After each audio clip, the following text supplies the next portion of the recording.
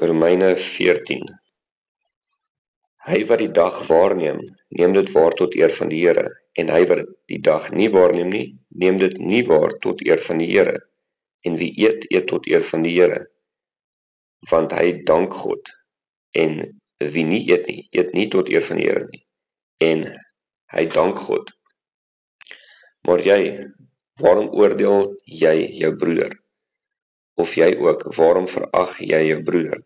Want ons sal almal voor die regterstoel van Christus gestel word. Want daar is geskrywe, so waaragtig as ek leef, sê die Here, voor my sal elke knie buig en elke tong sal God bely.